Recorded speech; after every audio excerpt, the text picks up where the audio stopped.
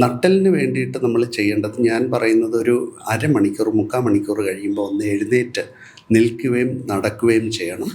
അല്ലെങ്കിൽ നടുവിൽ ഇരിക്കുമ്പം നടുവിന് വേണ്ടിയിട്ട് ഒരു സപ്പോർട്ട് ബാക്കിൽ കൊടുക്കണം. ബാക്കിൽ ഒരു പില്ലോ സപ്പോർട്ട്. നമ്മുടെ നടുവിൻ്റെ ഒരു ചെറിയൊരു ബെൻഡുണ്ട്, കേവ് ഉണ്ട്. ആ കേവ് അക്കോമഡേറ്റ് ചെയ്യാൻ വേണ്ടിയിട്ടൊരു പില്ലോ ബാക്കിൽ കൊടുക്കുന്നത് നല്ലതായിരിക്കും. പിന്നെ ഒരു അരമണിക്കൂർ 3/4 മണിക്കൂർ കഴിയുമ്പോൾ ഒന്ന് എഴുന്നേറ്റ് നമ്മൾ നടുവൊന്ന് സ്ട്രെച്ച് ചെയ്യുക. പിന്നെ ഫോളിങ് ബാക്ക് പോസ്ചർ, ഒരു 5 ഡിഗ്രി ബാക്കിലോട്ട് ഇങ്ങനെ ചരിഞ്ഞ് 5 സെക്കൻഡ് പിടിച്ച് നിന്നിട്ട് ഒന്നിന്നെ വരിക. അങ്ങനെ ഒരു 10 പ്രാവശ്യം ചെയ്താൽ നല്ലത് തന്നെയാണ്.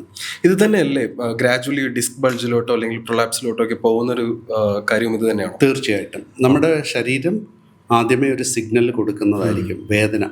അപ്പോൾ അത് മസിൽ പെയിനും സ്ട്രെയിനും ഒക്കെ ആയിട്ട് ഒരു സിഗ്നൽ കൊടുക്കുന്നത്. ഈ പെയിൻ എന്ന് പറയുന്നത് നമ്മുടെ ശരീരത്തിൽ ഒരു സെൻസറാണ്.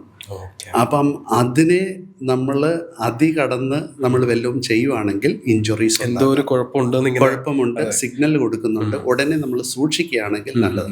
പക്ഷേ ജോലി തിരക്കിൽ നമ്മുടെ ബ്രെയിൻ ഈ പെയിനെ പോലും അതിജീവിച്ച് നമ്മുടെ കാര്യങ്ങൾ ചെയ്യണമെന്ന് പറഞ്ഞിട്ട് നമ്മൾ അതിനെ സൂക്ഷിക്കാതെ പോകുമ്പോഴാണ് എക്സ്ട്രീം കേസിലോട്ട് ഡിസ്ക് ബൾജും പ്രൊലാപ്സുമായിട്ടൊക്കെ പലരും വരുന്നത്.